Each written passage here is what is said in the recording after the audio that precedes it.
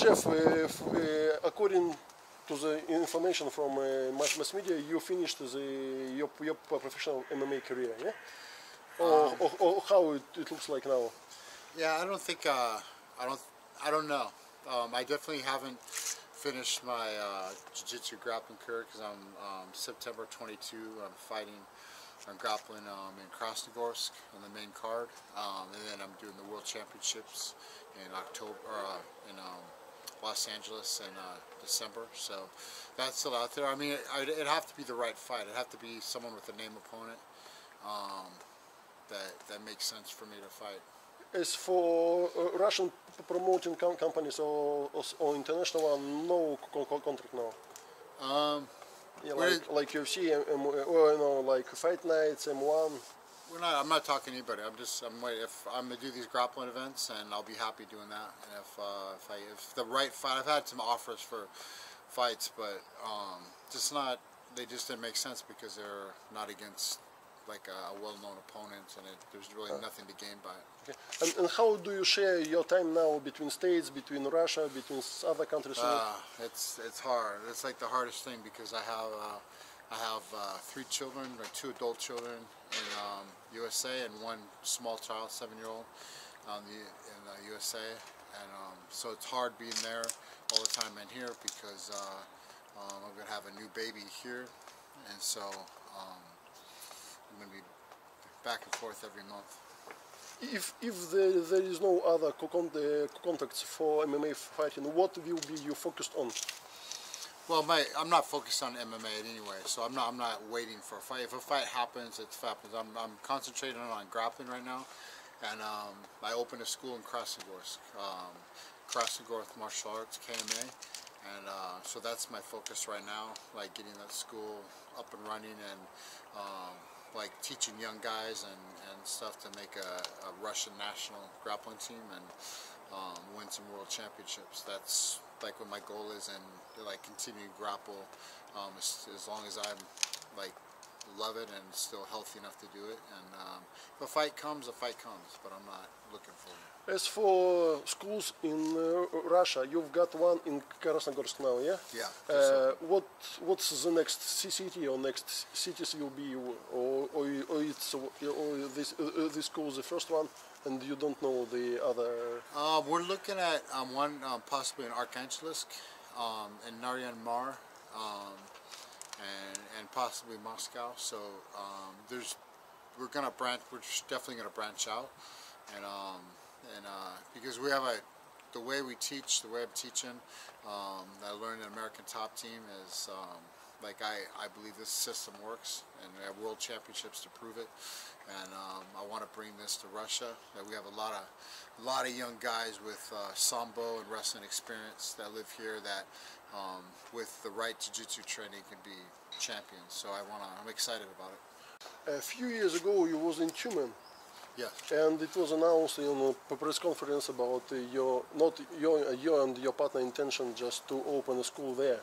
What's the story about it now? Is it in progress? Or? It's possible. Like a lot of things dependent on the backers, like them coming up with the funds, the money in order to open school. And I think sometimes some people like want to open school and they believe in it, but they have to do the business part of it, and the business part of it has nothing to do with me because I don't like. Okay, show me where the school is. Okay, we need these mats, we need this equipment.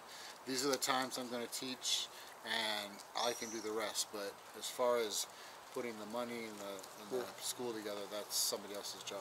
Yeah, but anyways, they say that you've got a kind of a house there, yeah, or like a wooden house or something like this. Or yeah. In Tumen, I have a piece of land. I have a land, and they're building the house. It's partly done. It's supposed to be done a long time ago, but it'll be done soon. I'm gonna go in August and visit. No, I'd love to have a little school in Tumen. It's gonna happen, and it just depends on like the size of it is gonna be. Depending on the people that are doing the business part of it. So, but I'll be there because I'm gonna have a house there. I'm gonna go there with my family, and and visit, and especially in the summers and stuff. So, if they can put a school together, it would be great. Yeah. What's, according to your point of view, the level the total level of MMA promotion in Russia now? To compare with some other countries, or what it was, or to compare with the way it was, with the level it was, for example, 5 years ago, and what we have now. You know, it's different because M1 was really big, and now they've kind of shrunk. But Fight Nights is getting bigger. There's some new organizations that are starting out that are piecing together. You know, the thing about like putting MMA is a pretty new sport, especially in Russia. I mean, you've had Fedor here for a long time, but he hasn't been fighting in Russia. He's been fighting in Pride in Japan for forever. And like MMA in Russia is fairly new, and it's taken off. And a lot of people, promoters, got really excited, and they're like, "Oh, let's put a card together. Let's do this and this." But they didn't have all the things in place to make it last a long time. And so now, I think with this learning process, I think that some of these promoters and new promoters and old promoters that are starting new organizations have learned, like, okay, we need to have this happen. We need to do this. We need to have this stability.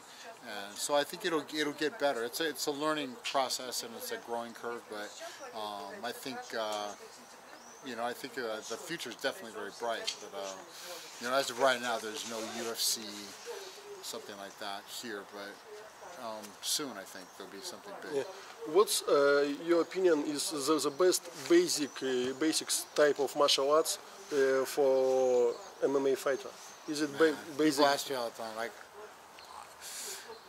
I mean, I think you gotta have good wrestling. So, no matter what, you have to like a really good Olympic wrestler can't, without any other things, can't be a great MMA fighter. You got to have some stand-up, you got to think, but like a really good wrestler that learns how to box and learns some jiu-jitsu can be like a champion.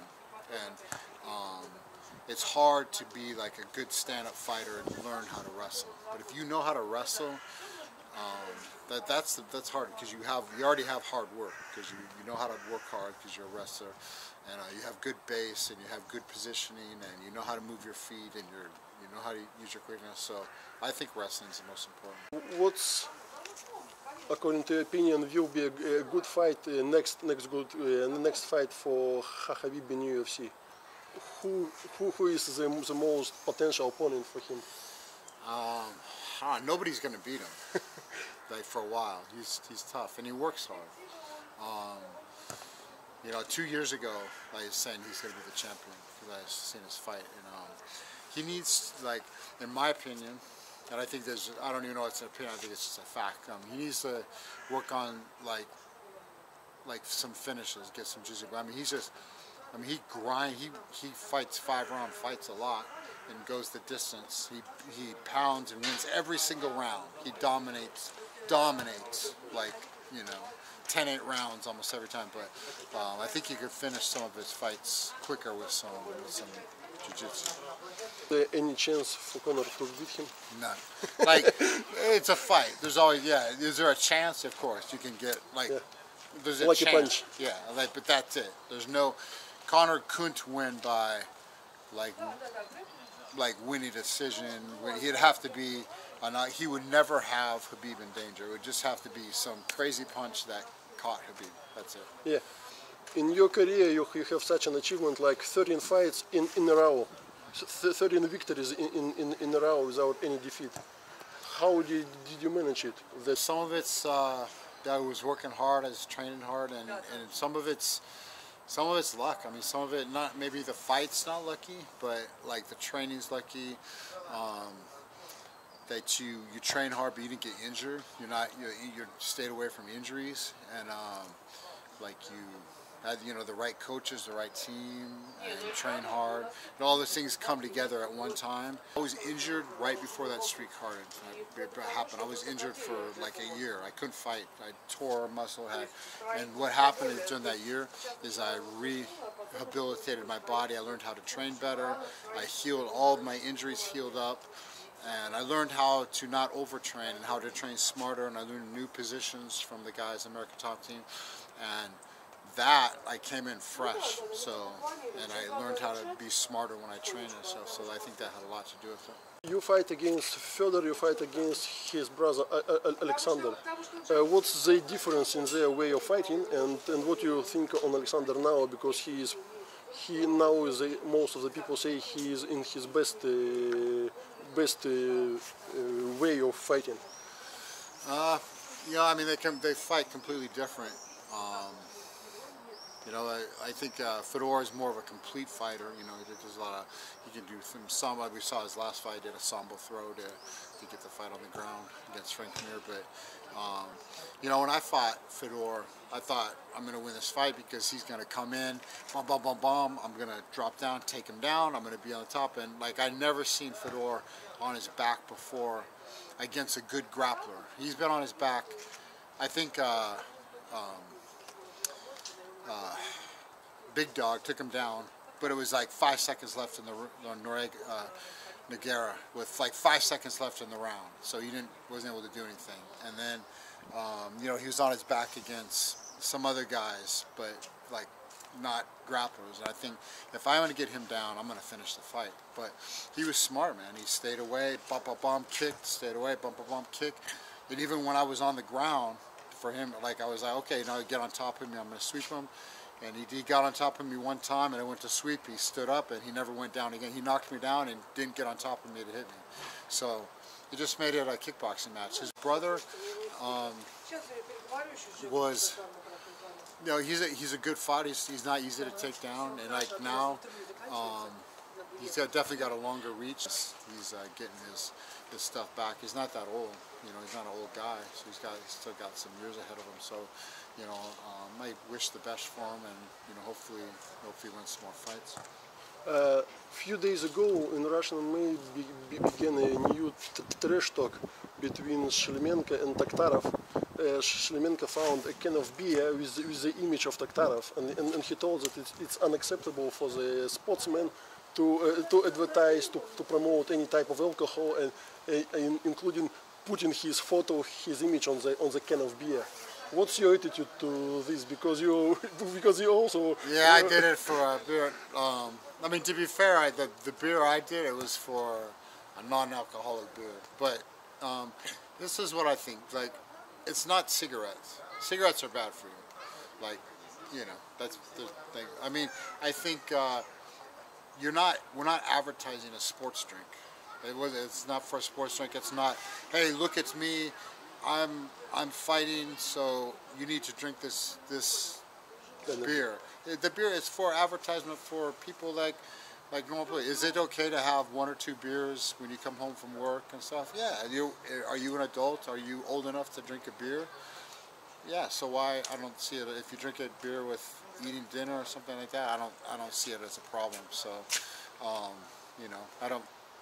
That's my personal view. Your word. I drink personally? No, I don't drink. But when I'm done fighting, am I going to drink a beer sometimes? Yeah, maybe. Why not? So. What are your plans for this year, till the end of this year? What you're going to do? September 22, I'm doing a jiu-jitsu grappling match in Krasnogorsk. We're having it on Day of the City and Krasnogorsk Day, September 22. We're having a big fight card in the stadium, and I'm going to be the last fight, but mine won't be a fight. It'll be a jiu-jitsu match against Tim Sylvia, and then in December of the World Championships in California of Jiu-Jitsu. So those 2 things I'm focusing on, and running my school, getting my school big, and start getting some good athletes coming over so we can train and make some champions. But you're gonna run your schools only in Russia, or you have it somewhere else? I mean, in Kazakhstan or in Europe somewhere, or you're focused on Russia now? I'm focused on Russia. Focused on Russia. Did anything change in your life when you got a Russian passport? You know, I get some problems in the United States going when I go back with, you know, I always use the American passport, but, you know, they always detain me at the customs, and I go in the back room, and why are you in Russia? What are you doing there?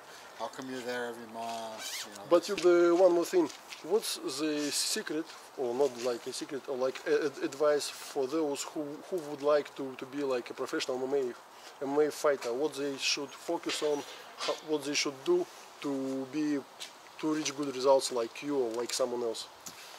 The first thing is to choose a discipline. Whether you do sambo, whether you do wrestling, whether you do jiu-jitsu, whether you do kickboxing, be good at something first. Like train, be a good kickboxer, be a good wrestler, do something, and then get into MMA. After you've become like master at one discipline, and then learn. Don't try to wrestle one day, jiu-jitsu, then box, then this, and try to do all, because when you get in a fight, it's hard. You need to be good at one thing, learning the other, and then do the MMA, and realize you're going to lose. Everybody loses. You're going to lose, and if you quit, then you're finished. So when you lose, learn like what I do wrong, what can I do better, and the people who lose and like makes them work harder, those people become champions.